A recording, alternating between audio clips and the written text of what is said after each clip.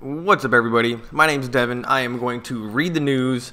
I'm doing this live, so people don't come, but I'm just going to start it now. I don't know, maybe I'll just go for half an hour. And I just read the front page of Google News, and I just read the articles and, kind of talk about it a little bit. But I think I'm going to just read it more and do less talking. I could probably get through more. And I'm just going to do this for half an hour, so let's just get started. I know nobody's here yet. But I can't, it's not like I can wait. Here we go. Trump's call to one widow has dominated the news. Here are the other soldiers killed in Niger. Well, last episode we actually saw those guys and learned about them a little bit. Let's just take these first two and we'll just start with this one. A timeline and questions about the Niger firefight that killed U.S. troops. Well, a couple days ago, or the last time I did this, last week, this news was just kind of coming out, and we didn't know much about the actual attack. So now we're starting to learn about the actual attack. We're being distracted by other stuff. Is there going to be an ad? Do we wait for an ad, or do we start reading? All right, let's just start reading. If an ad comes, they got us. All right, here we go. Amid growing political fallout, the Department of Defense has put forward a timeline for the deadly confrontation with militants in Niger that killed 4 U.S. troops. General Joseph Dunford, chairman of the Joint Chiefs of Staff, said during a briefing that major questions remain about the tough firefight, which as whether the unit's mission changed and why it took days to recover the body of Army Sergeant David Johnson. He also said investigators are examining whether the troops had adequate intelligence equipment and training.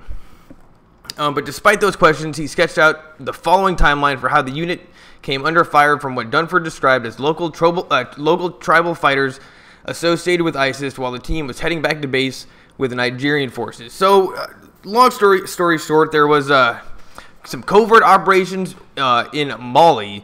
And if you look at the map, it is literally in the center of Africa. It could not be any more in the center. It's kind of crazy. And they got ambushed by ISIS fighters, like 50 of them, and there's a fight. And here, let's just go through the timeline. This is the first time I've actually seen it in writing. All right. Early morning of October 3rd, U.S. forces accompanied that Nigerian unit on a reconnaissance mission to gather information. The assessment from our leaders on the ground at the time was that contact with the enemy was unlikely. Mid-morning, the patrol began to take fire as they were returning to their operation base. Approximately 1 hour after taking fire, the team requested air support, and within minutes, a remote piloted aircraft arrived overhead. Within an hour, French jets arrived on the station, and then later that afternoon, French attack helicopters arrived on station, and a Nigerian quick reaction force arrived in the area where our troops were in contact with the enemy. So it sounds like as soon as they put out the message, loads of people came. Quote, during a firefight, 2 U.S. soldiers were wounded and evacuated by French air to Niamey, and that was consistent with the casualty evacuation plan that was in place for this particular operation. 3 soldiers who were killed in action were evacuated on October 4th. At the same time, Sergeant David Johnson was missing, and then October 6th, they found him. All right, so that's the overall. They got ambushed. They waited an hour before they called in for backup. They got warplanes in there. They got yeah. So then they called for backup, but then at that point, it's too late. Yep, and there they are again. You know what? This is, let's hope they're doing something important. That's what they're going to maybe try to figure out. I guess they're on some kind of mission. Maybe they went off and did something on their own. But yeah, let's hope they're doing something worthwhile, because, this is just the cost of having an army. Anyway, and then that part of it, what actually happened was completely kind of trumped in the media by Trump talking about the guy's wife. It's weird. It's weird how stuff is going down in the news and just in media, and how what everything looks like. It's just weird. The Daily 202, the corrosion of support for First Amendment principles started before Trump. He supercharged it. Well, let's see what the Washington Post has to say.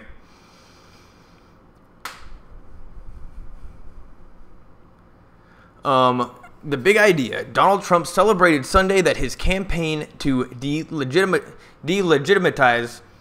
the free press is working. Yeah, it is absolutely working. People take CNN way less seriously now than they used to. That is for sure. You know, he body slammed him, and that was kind of the end of the road. The president touted a Politico morning consult poll published last week that 46% of registered voters believe major news organizations fabricate stories about him. Just 37% of Americans think the mainstream media does not invent stories, while the rest are undecided. More than 3 in 4 Republicans believe reporters make up stories about Trump. It is finally sinking, though, the president tweeted. It is finally sinking through, the president tweeted. The first rule of propaganda is that you have to repeat something enough times that people start to believe it, no matter how false. Trump uses the bully pulpit of the presidency to dismiss journalism as he doesn't like and calls it fake news. So yeah, this is kind of just how he operates. Ever since he started running, he just completely talks smack of the people that kind of put him in office. Like it's a symbiotic relationship with him and the media. They won big during the election, and they're still winning big because people are tuning in to see this. It's a total symbiotic relationship, and then and the whole time he's just talking smack about him.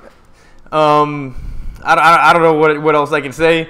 This is just Trump doing what he does, and you know it does seem to have a toll on the institution that once was called the quote media. Fox News is going down fast. Bill O'Reilly paid out 32. I'm sure we're gonna get to that, but he paid out 32 million. Not to change the subject, but not many people actually listen to these. But the one thing that I am getting is people like their news in the morning. So I got to do this in the morning, and it is 5 p.m. right now. So I'm 0 for 1 on doing it in the morning. But yes, from here on out, I'm gonna do it in the morning. Back to Fox News and the media. Trump's talking mad smack because it does kind of look like the media is crumbling. The TV and cable news, like people are slowly leaving TV. I think he can take advantage of kind of just a downward trend in the TV market and just viewing, and just say, oh look, they're all terrible and they're losing ratings. Yeah, and he makes his own media. He definitely understands media. I kind of lost track of what I was trying to say there. Yeah, and he definitely understands this first rule of propaganda. Who wrote this? This is a little bit James Hohmann. You know, this is a little bit. This month, the president called on Senate Intelligence Committee to investigate U.S. news outlets' proposed reinstituting the so-called fairness doctrine, and declared that broadcast networks should have their licenses challenged, if appropriate, revoked, after NBC published a story that embarrassed him. Well, I didn't even know that you needed a license to make news. So maybe we got to boost our licensing requirements, and that could be a good start. Yeah. Anyway, enough about Trump. Let's see what else is going on. You know what? It's late in the afternoon. This is not the best time to be reading the news. Why did James Comey name his secret Twitter account Reinhold Niebuhr? Here's what we know. What the hell is going on here? He looks like a spy.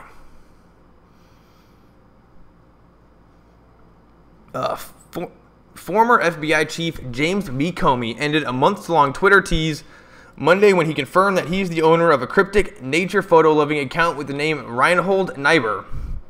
Since the spring, when Gizmodo journalist Ashley Feinberg sleuthed that the account belonged to Comey, thousands of people have retweeted and analyzed the account's nature's photos and brief phrases. Man, Comey's trolling everybody. Beautiful day at West Point, lone kayaker on the Hudson. Well, you know what? That's just a good photo. That is a tweetable photo. I mean, you know what? If it just says James Comey, what, is he not allowed to tweet that? Like, of all the things that people tweet, that's pretty good. It's they're at West Point. It's a lone kayaker on the Hudson. Anyway. So what you're telling us is Mueller is the lone kayaker over a river of treasonous information, right? One responded, another, the scene of Benedict Arnold's crimes. Photos last week about Iowa triggered panting speculation that Comey is running for president, an endeavor that often begins with the Iowa straw poll and then the caucuses there. Quote, is this a veiled nod to some political future? Very pro, so no way. Comey, he definitely was super butthurt that he got fired. He looked like a kid that just wanted to get out of trouble. when he was talking to the Senate. I've never seen somebody look so sad and defensive in their life. He thought he had the best job ever, and he was supposed to have it for 8 years. And they're like, dude, no. And then he got fired. And you know what? He doesn't look like somebody that was going to run for the presidency. That's for sure. He looks like somebody that would be tweeting photos of kayakers over the river. Does he have political hopes? Who knows? I'm not going to guess. Anyway, that's a good tweet. All right. Harvey Weinstein, former Harvey Weinstein assistant breaks NDA, details history of cover-ups. Oh, man. The Hollywood Reporter, it has been all over this one a little bit. Zelda Perkins, who worked as Weinstein's assistant in Miramax's London office, claims in a new interview with Financial Times that her boss sexually harassed her and assaulted her female colleague, leading them to a settlement and strict NDA. Dozens of women have come forward in recent weeks in claims against Harvey Weinstein. All right, so now his assistants are coming out. Zelda Perkins, who worked for Weinstein during his tenure running Miramax Films, has just answered all three in a bombshell in an interview with the Financial Times. In doing so, Perkins becomes the first former staffer to come forward and publicly denounce an NDA, shedding light on how Weinstein relied on a network of layers to help prevent staffers from speaking out against his alleged... All right, so he was definitely a predator, and he used like the assistants and the people around him too, and it's just getting worse and worse for him. Let's hope that it doesn't get any worse than it has been. Trump awards Medal of Honor to War Medic. Yeah, I actually watched this one. I have not watched TV in forever, and I watched his whole speech, and it was like right in the middle of like all this recent drama of him talking to the Gold Star wife, the widowed wife, and he was definitely being a dick to the widow's wife. He wasn't treating her very well, and then this came out. I was like, whoa, this is so weird. And then he had like a whole military thing, and then he awarded a Medal of Honor to somebody from Vietnam. So here we go. President Trump, for the second time in his presidency, awarded the Medal of Honor during a ceremony on Monday at the White House.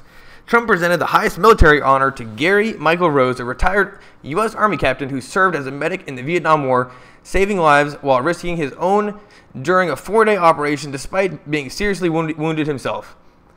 Rose is receiving the honor for repeatedly risking his life to provide medical aid to fellow soldiers throughout the operation, using his own body at one point to shield a wounded American from enemy fire, helping load wounded comrades in helicopters while under fire. Yeah, well, anyway, this guy was a super badass, and so what happened was Trump started giving a speech, and he was hamming it up.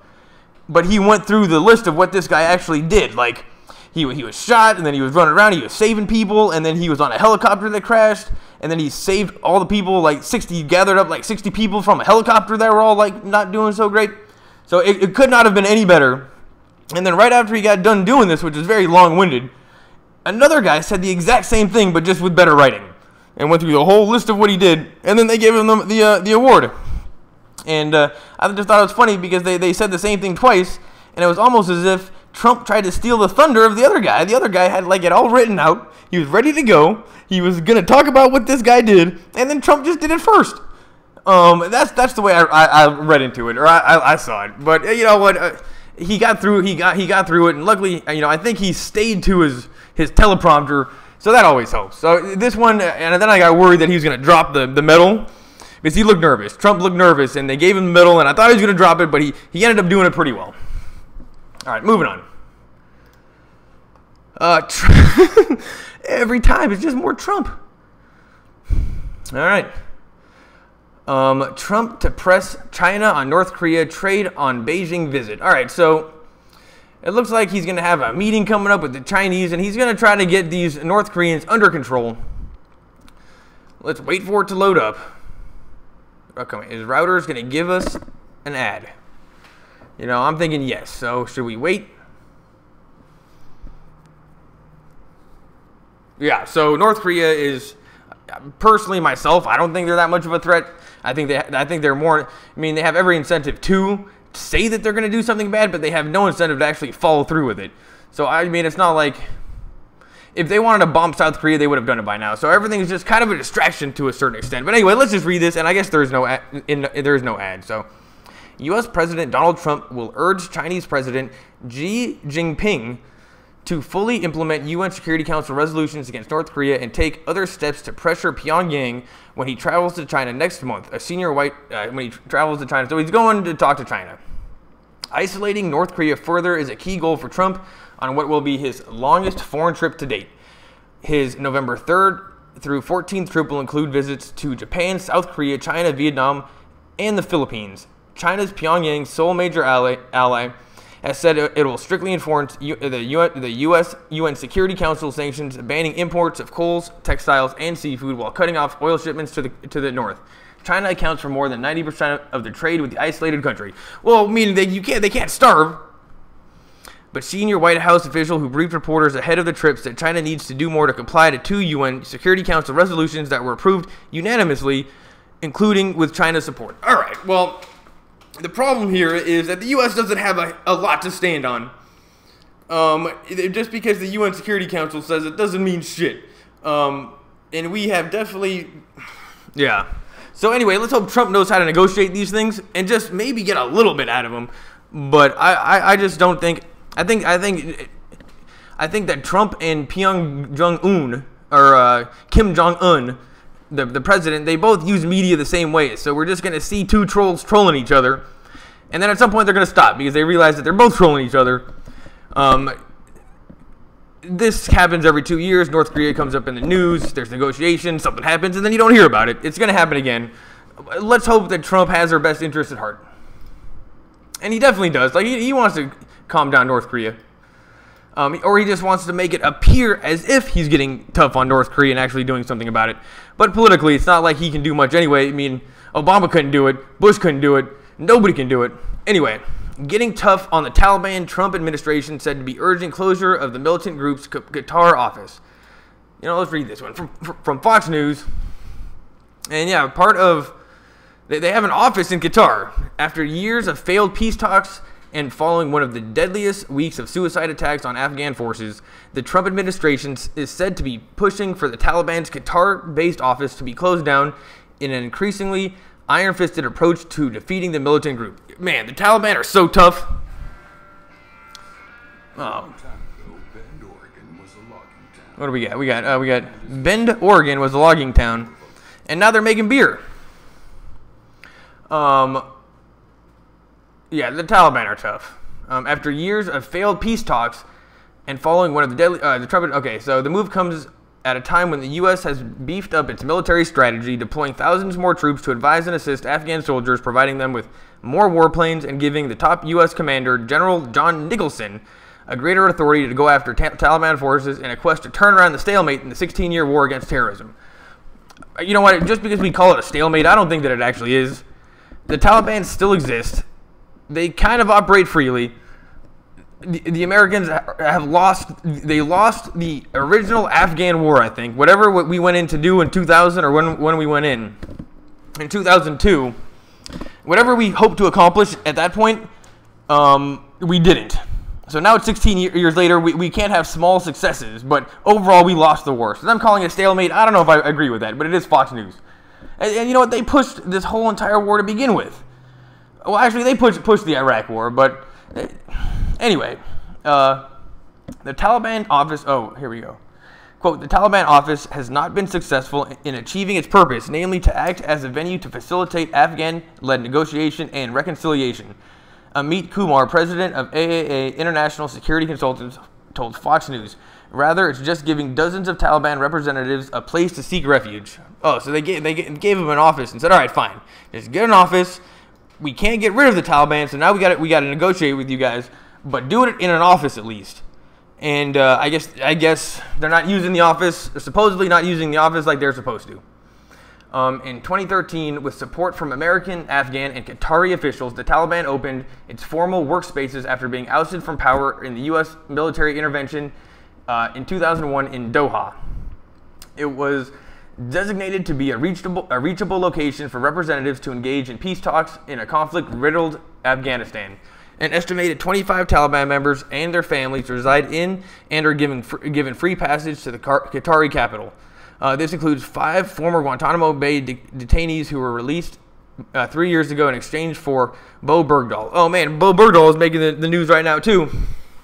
So yeah, it sounds like they set up this office to do something, and they were, they were doing it. I mean, they got we got Bo Bergdahl back.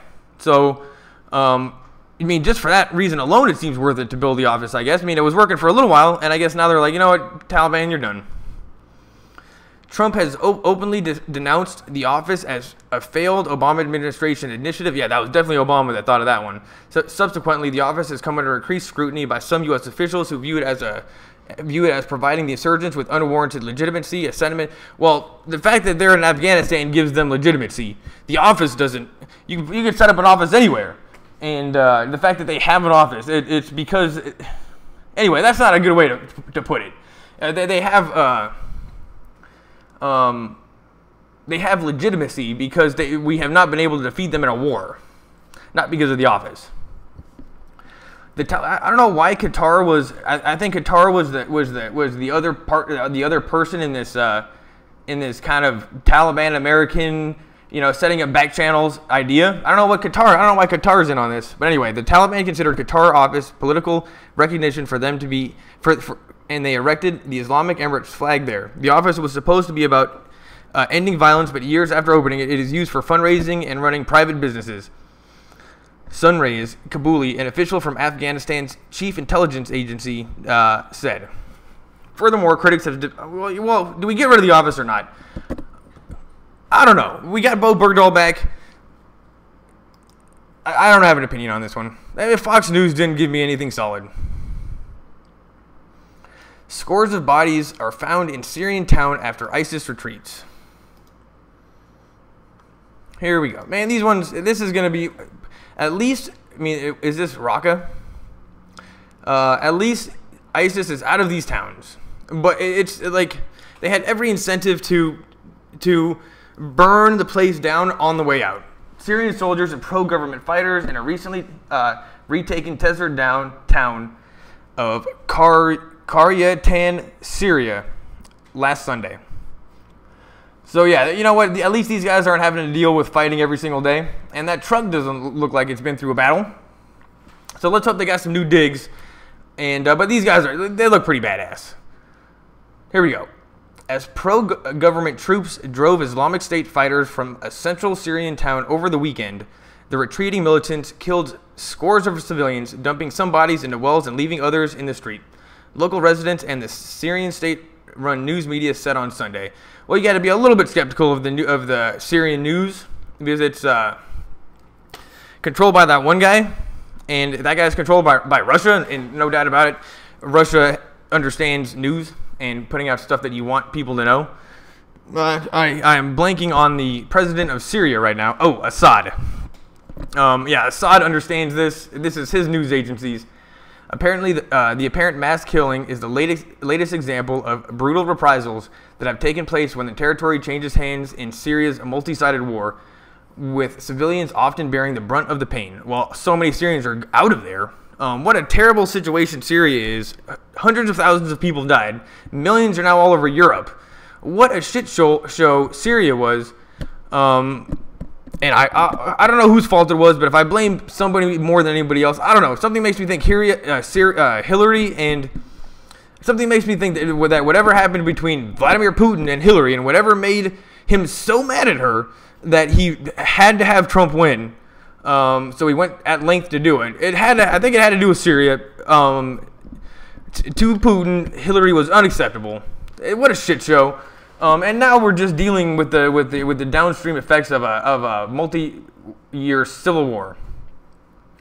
The carnage showed how Islamic State can still spread havoc even as it loses major parts of its territory that once included large areas of Syria and Iraq. Yeah, they're not even in Raqqa, their main city. Who knows where they're going, but they're not in their cities. At least 67 bodies have been identified in the town, Qaryatan, northeast of Damascus, the capital, by Monday afternoon. What I thought was so crazy, when you take a look at a map of Syria, and they have the different armies, there's like 10 of them. And they showed like on the map like what areas they control. And ISIS had like loads of territory on the eastern part of the country, and like where Damascus was. That's where there's like 10 different armies fighting on the western half of and you don't even hear about them. You only would hear about ISIS on the right side of the country. So something makes me think that Syria is not even close to being done with war. But at least ISIS has gone out of that area now. But I think there are still loads of armies in Syria. They were right next to Damascus. But I don't know. I'm not going to speculate on that. But here we go. The militants had accused the victims of collaborating with the government, according to residents who disputed that claim. Local residents, they're going to say, oh, well, we didn't do anything. Anyway, enough of that one. It's going to be we have not even come close to feeling the pain that we're going to get because of what happened in Syria. There's going to be a price to pay on everybody in terms of humans and suffering, and there's an equal and opposite reaction to everything, and we're not done feeling it. The Syrian problem, we screwed up bad. Everybody screwed up bad. Moving on. All right. So amid Puerto Rico's water crisis, unions step in where Trump is failing. Huffington Post. Oh man, well, look at that kid. Oh, you guys can't. Oh yeah, you guys can see that. All right, let's go. Washington, nearly 1 million Americans in Puerto Rico still have no Oh man, so are they considered Americans? That's cool. Nearly 1 million Americans in Puerto Rico still have no drinking water more than a month after Hurricane Maria destroyed the island. Some have resorted to drinking from wells at hazardous Superfund sites. Others have been drinking water from creeks that sick animals have urinated in, and have died as a result. So people are drinking bad water, people are dying. Still bad situation in Puerto Rico.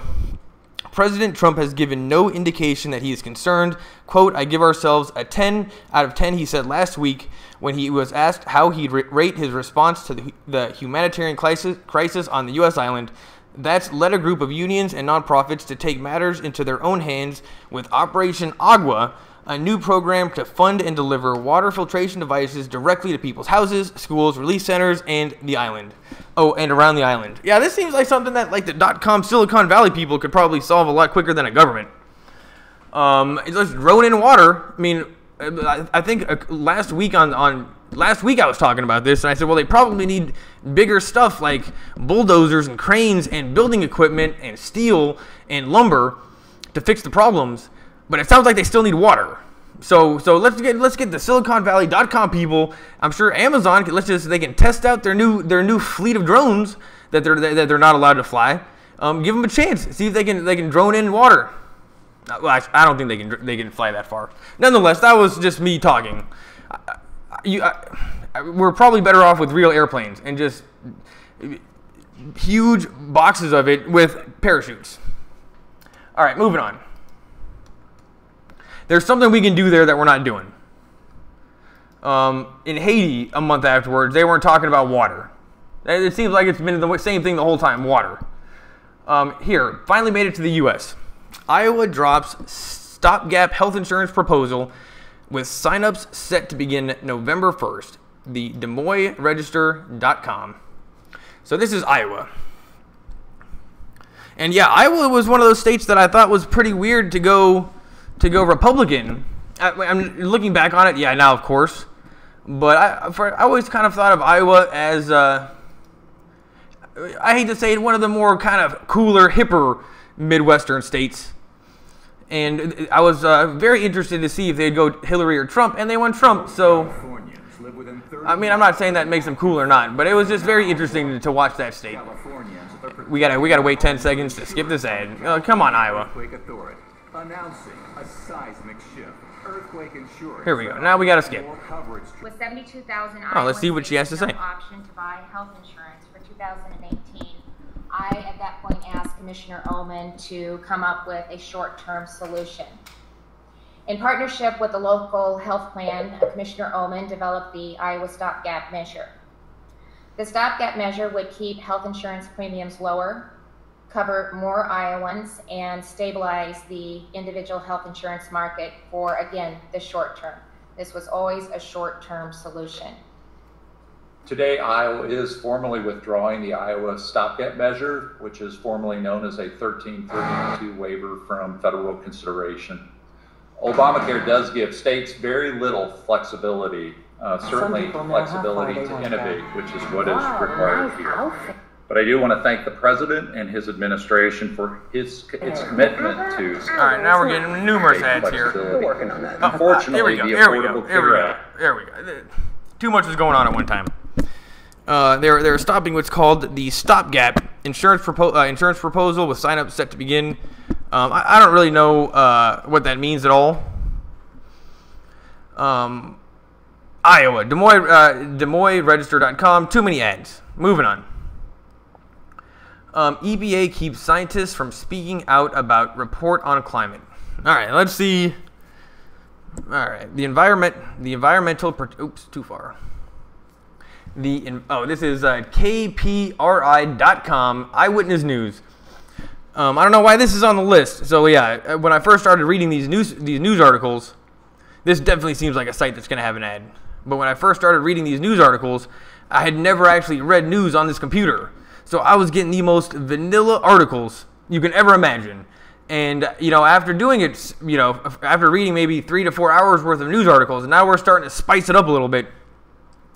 And here we go. We're at KPRI.com. This is that's Rhode Island, Providence, Rhode Island. The Environmental Protection Agency is responding to criticism over its decision to pull 3 scientists from speaking at Monday event in a move condemned by researchers and Democratic members of Congress as an attempt by the agency to silence a discussion of climate change. All right, let's read that one again. That was a long sentence. The EPA is responding to criticism over its decision to pull 3 scientists from speaking at a Monday event. So 3 scientists were supposed to be talking at an event on Monday, and the EPA, the bosses must have said, no, you guys aren't allowed to speak. And then now some researchers and Democratic members of Congress are saying, oh, you guys are trying to silence us about climate change. You guys have already done all the shenanigans on the website, and you guys took down our Twitter accounts, so now you don't even want us talking. The scientists were scheduled to discuss a report on the health of Narragansett Bay. Here we go. Narragansett Bay, New England's largest estuary. Among the findings in the 500-page report is that climate change is affecting air and water temperatures, precipitation, and sea level and fish. The EPA didn't explain why the scientists were told not to speak, but said in a statement that the agency supports the program that published the document, the Bay Estuary Program, with 600. So basically, the government pays $600,000 for these people to do studies on this very important estuary in Rhode Island. They make their 500-page report. They're like, you pay us all this money. Our job is to make the report.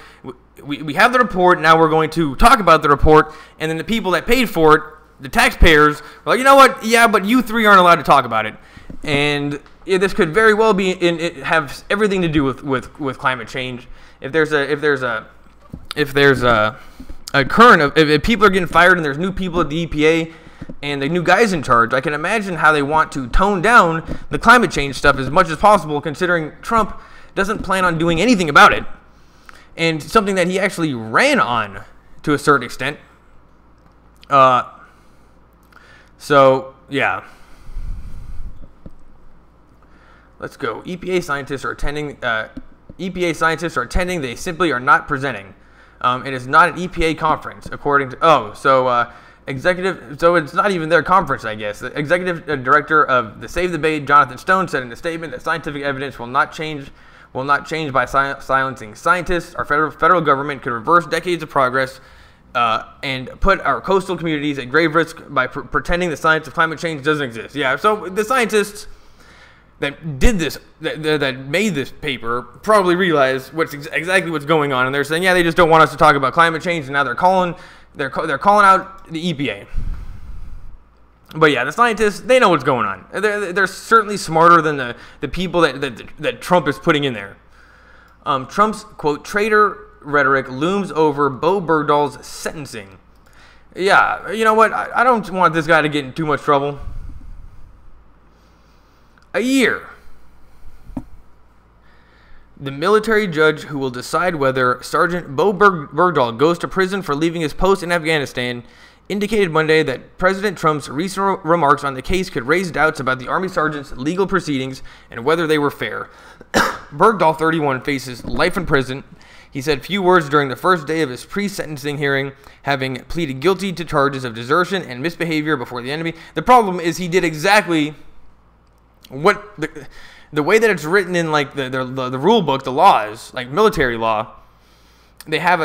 He literally did exactly what it says you're not allowed to do in the rule book. That's the biggest problem is what he did. They have some, here we go. The court heard several sound bites from Trump as the judge, Army Colonel Jeffrey R. Nance, sought to determine whether the president's new comments affirmed his past statements about Bergdahl being a dirty, rotten traitor. Speaking to reporters last week, Trump declined to say whether his previous attacks on Bergdahl may have been unfairly influenced by the soldier's decision to plead guilty, yet his word choice. But I think people have heard my comments in the past, the president said. I don't know why Trump's statements make a difference for the judge, Jeffrey Nance.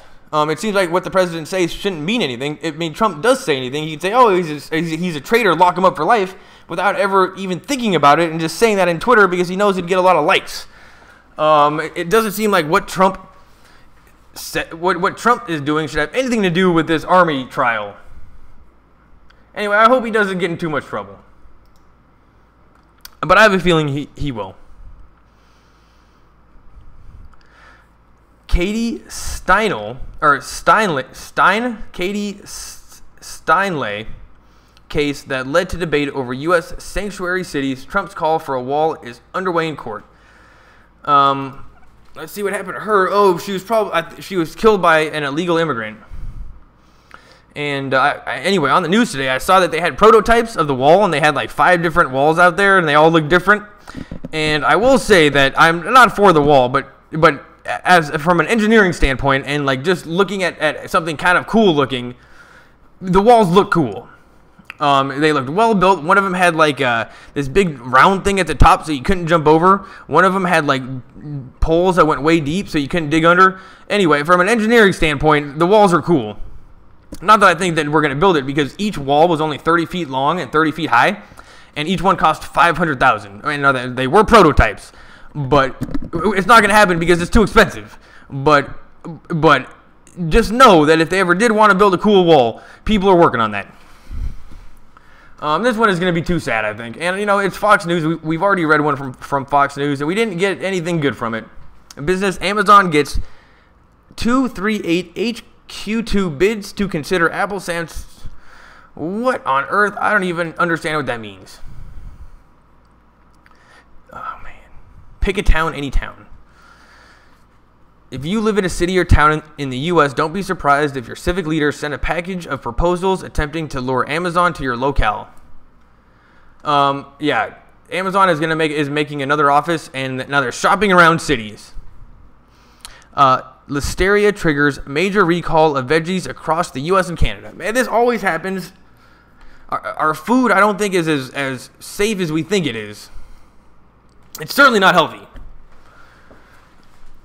I mean, if Chipotle is getting people sick, then anything can get people sick.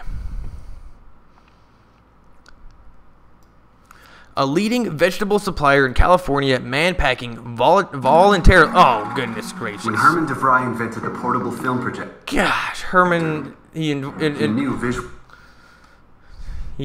the film projector. Herman Fry. Here we go. A leading vegetable supplier in California, man-packing, voluntarily recalled products that might have been contaminated with harmful bacteria called Listeria, a company announced last week. The recall affects packaged produce at multiple supermarkets across the United States and Canada, including Walmart, Whole Foods, Trader Joe's, and Meijer. Oh, man, Whole Foods, and that means that we're all eating, Whole Foods and Trader Joe's. So this is supposedly the stuff that's good for you. I I don't know what listeria is, but I know that if it's food and it gets you sick, most likely it means that you have bad diarrhea. Let's see. Mann Packing is issuing a recall out on an abundance of caution. The company said in a statement, adding that it's cooperating with the U.S. and Canadian health officials to recall the products. No illnesses have been linked to the products, but the contamination risks was picked up by Canada Food Inspection Agency through random sampling. The affected items were listed as best if used by October 11th through October 20th. Customers should not consume these items, but should discard them or return them to the place of purchase. Well, last time we went to Ralph's, which is good because they're both right along the way. So that's good, and it was right about that time. Okay, let's see. I just want to see what happens when what listeria. Oh, here we go. About 1,600 people became. It sounds like nobody's been infected yet, but in Canada they picked up a sample of listeria in food from grocery stores, so they're being extra cautious and they're recalling a bunch of it. But nobody's been sick yet, so let's just go figure out what listeria is. About 1,600 people become infected with listeria each year, and about 260 die, according to the U.S. Centers for Disease Control and Prevention. Well, that's not a pretty good ratio. If 1,600 people get it and 260 die, that's a pretty good chance of dying. Wow. While the bacteria may cause fever and diarrhea, oh, there's a shocker. Just like other foodborne bugs, certain people are greatly at risk. The elderly people with weak immune systems, pregnant women, and their newborn. So yeah. It seems like when it seems like old people are always immune to this kind of stuff, and pregnant women and their newborns. But something makes me think if I got listeria, I wouldn't be the one surviving. I don't do good in those situations. Anyway, moving on. Everything's okay. They're just recalling some food that might have been bad, but it's not. We never had one on This is our first Bitcoin article. Bitcoin is Enron in the making. Saudi prince says. This is from Reuters. I'm sure the Saudi prince is not invested in Bitcoin. Billionaire Saudi prince Alawid bin Talal, who owns investment firm Kingdom Holding, expressed skepticism about cryptocurrencies in an interview with CNBC on Monday, warning that Bitcoin was like Enron in the making. Well, the two don't seem related at all, since one is a currency and the other one was an energy company. Here we go. Prince Al-Walid, whose company invested in major U.S. companies such as Citigroup and Twitter, well, that wasn't a good investment, said a lack of regulation made such cryptocurrencies risky. I just don't believe in this Bitcoin thing. I think it's going to implode one day. It's Enron in the making, referring to the U.S. energy company filed for bankruptcy in 2001 after revelations. There's accounting fraud at Enron because they could make fake. Well, they're doing all sorts of shady stuff, but mainly they were manipulating energy output and the demand and the consumption and the price. So they would have blackouts in California, so people are like, oh my God, we're running out of energy, and then they could boost the price on energy. They could be like, oh, we got that, don't worry. That's what they were doing, and Bitcoin seems way different. I think this guy is just shooting from the hip, because to me that's not a good comparison. Bitcoin, put it this way. I think it was 4 years ago, I bought 2 Bitcoins to get money onto an online poker site, put the money on the online poker site, lost the money, but if I just would have kept the Bitcoins, it was like $800 in Bitcoins, and now it would be like $5,000. So why on earth did I ever put those Bitcoins into the poker site? I don't know. Should have kept them in Bitcoins. Moving on. Couple discover they've joined Amazon Primo. Oh man, so Amazon is selling weed? I don't think so, but it's on its way. Oh wow, that would be the best box from Amazon you can ever imagine. Can you imagine? That would be the most fun Amazon box to get. A Florida couple who ordered plastic storage bins from Amazon got an unwanted bonus, 65 pounds of marijuana mysteriously stashed inside. The couple, who asked not to be identified, hashed out their story to WFTV, saying the 27-gallon bins didn't feel quite right when they arrived. They were extremely heavier than you would think from ordering 4 empty bins. when she said her and her fiance opened the bins, they became overcome with an overpowering smell.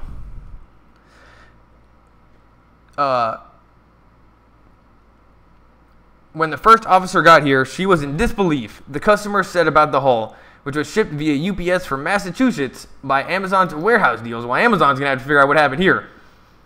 We were still pretty fearful our home would be broken into, and we didn't sleep there for a few days, she said. After exchanging emails with Amazon for a month, they finally received a $150 gift card along with a message, unable to do anything else at this time. So it doesn't sound like Amazon really figured out what happened either, but they got $150. But if you get that much weed at your house, that's got to be pretty expensive.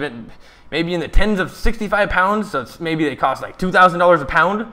So that's hundreds of thousands of dollars. That's at your house. So whoever that was supposed to go to could possibly be coming to go get it. So $150, as far as I'm concerned, does not seem enough for the risk that they put you in. But is it really Amazon's fault? Yeah, who knows what happened? So maybe you can't blame them too much. But this is $150 seems a bit weak. Moving on. Technology. Google Pixel 2's XL's display has another problem. All right, well, let's read what Google's Pixel 2 display is. I'm interested in the Google phone a lot. I just recently went over to Android from Apple since actually iPhone 1. I just went to Android. And I was like, you know what, I'm going to get the Google phone, but it costs $900. Once again, Pixel 2 XL is catching flack over its screen. Recently, it was reported that the phone suffers from screen burn-in, wherein remnants of images remain on screen despite not being actively displayed. Well, I've actually seen that before on LED screens. Oh, goodness gracious. Moving in and upgrading their phones at... Oh, God. Anyway, Google Pixel 2 screens, this seems like something they should have figured out by now.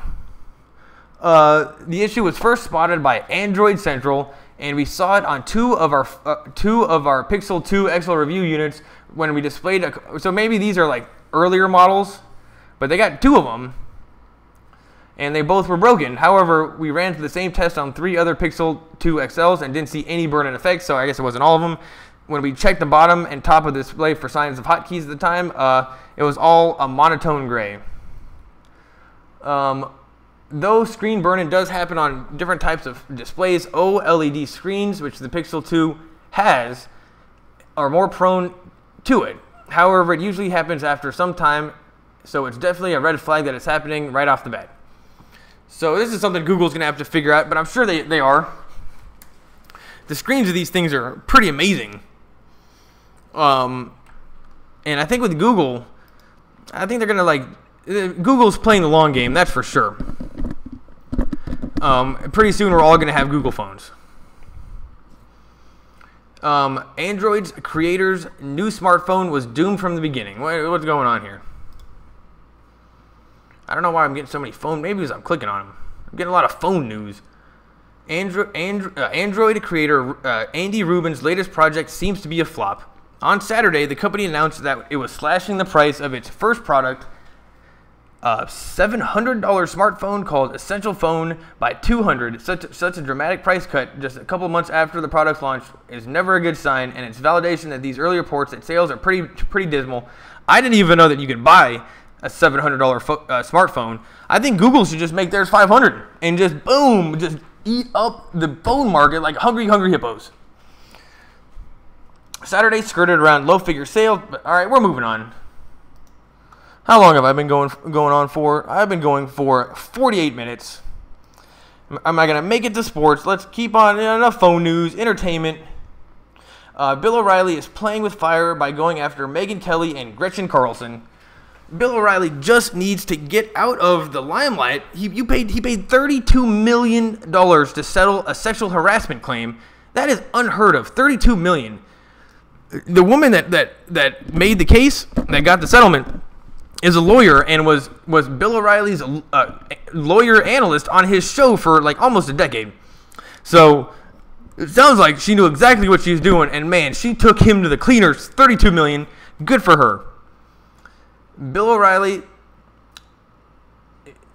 Bill O'Reilly is trying to discredit Megyn Kelly and Gretchen Carlson by publicizing friendly handwritten letters they sent him at unspecified dates in the past. This contention is that former colleagues' public criticism should be viewed as posturing and piling on because they don't match the sentiments expressed when no one was watching. O'Reilly is playing with fire here by going after Kelly and Carlson. He is tempting them to reveal information they might otherwise keep to themselves. Yeah, Bill O'Reilly's got to play this one close to the vest. He's already paid the money. He was obviously being a major creep, and he can't save himself. You got to lay low for 6 months, and then say something after 6 months. He's got to lay low. But he just doesn't have that personality. When somebody's going after him, he's kind of got more of the Trump personality, where he goes after them. Partially, that's probably why he was so entertaining for so many years on Fox News. I mean, he's entertaining. Because he's pugnacious. So it's not a surprise that he would actually fight. But he was no doubt a creeper. He paid tons of money out. Now he just doesn't want it going to the news because he's like, why am I paying this settlement for $32 million if everyone's going to find out about it anyway? He's like, what the hell? Walking Dead hits 100 episodes. I like this one at the beginning. This has like one of the first opening episodes of a show of all time. But I stopped watching. After 7 seasons, AMC's The Walking Dead has explored a world where the dead roam the earth while the living seek safety from other humans, such as zombies trying to tear into their flesh. Well, it seems like more needs to happen. Did they ever figure out how many people are on the planet? I mean, you would think they'd be building civilization again. They're just running around. They could have gone so many places with this show, and they just kept them wandering around, walking through the woods. Ahead of its 100th episode, which aired on Sunday, AMC invited a small group of journalists to the set to talk with the actors and crew involved in the show. Everyone took pains to avoid revealing that was in store the next season. You know what? I was thinking about something else that... What time is it right now? 5:45. I was thinking about something else that paragraph, so I totally didn't make sense. Either way, Walking Dead is on its 100th episode. Good for them. Maybe it's about time they call it quits. Doesn't seem like anybody really watches the show anymore, except for my little brother. I don't know why. Why Justin Timberlake owes Janet Jackson a Super Bowl-sized apology. I love Justin Timberlake. You know, let's just read this. Coming in on an hour, so I'll try to get through these as fast as possible. Why Justin Timberlake owes Janet Jackson a Super Bowl-sized apology. Justin Timberlake needs to apologize to Janet Jackson. He should start apologizing now with the news that he's confirmed to perform at the 2018 Super Bowl halftime show. He should do so as publicly as possible. At the very least, he should invite her on stage to the show to perform a song or 10. So I guess they're saying that maybe he needs to invite her back on. Well, he did pull the wardrobe off. I don't know what happened originally. It looked like he pulled it off. Did he ever say sorry for that? It seems like he would have. Those are several demands of the viral hashtag Justice for Janet hashtag, which emerged following the news of Timberlake's halftime booking, because even as Timberlake's career has flourished in 13 years since, Nipplegate Jackson's fans have forgotten that Timberlake is complicit in the unjust treatment of their icon. Oh, okay, well this is Twitter. This is Twitter needing something to be mad about. And they're like, you know what, that was, after Nipplegate, Justin Timberlake did pretty good. Janet Jackson didn't do shit. Justin, you got to bring her up on stage at least. You got to hook her up. Considering how Timberlake has molded himself in Michael Jackson's image from the beginning of his solo career, his Super Bowl cameo was meant to be a reunion with his mentor, a chance for him to pay homage to Janet's pop legacy. Timberlake needs to apologize because he played in a role in the hijacking of this legacy, starting with the wardrobe malfunction that barely impacted his career while sending Jackson's into freefall. In the weeks after the wardrobe malfunction, a phrase that will forever be linked to Jackson's humiliation, she became a comedy punchline and was blacklisted by Viacom. She did seem to get the short end of the stick on that one. And if you take a look at the photo right here, she does look pretty upset. She's like, dude, you look like you're on drugs. You just pulled my top off. That was not cool. And you know, Justin Timberlake, he just does not give a fuck. He's gonna do whatever he wants to do. It just so happens that what he wants to do, most of the time, is a good thing. So we'll continue to let Justin Timberlake do what he wants to do, but maybe he should let Janet back out on stage and they can finish what they started. Moving on. TV review, Stranger Things Season 2 on Netflix. I didn't even watch Season 1. We'll skip that one. Grandmother of Redskins QB Kirk Cousins has died. Oh, man. The grandmother of the quarterback that's playing Monday Night Football died. Washington Redskins quarterback Kirk Cousins will play Monday night with a somber heart and with a heavy dose of emotion. Cousins announced on Twitter that his grandmother, Jean Cousins, died suddenly Sunday night. And it's the same grandmother from whom Cousins bought the conversation van that he drives to and from games and practice in 2014, the conversation van that he drives to and from games and practice in 2014, and it's the same grandmother with whom Cousins used to go to college football games as a kid while riding in the van. It sounds like Kirk Cousins has a very special relationship with his grandmother, and she died. So let's hope that he has a good game. I'm taking a look at the top of the screen right now, and they've started, and the game just started, and it's still 0-0. You know what? Maybe I'll live stream the football game. Probably get more people watching.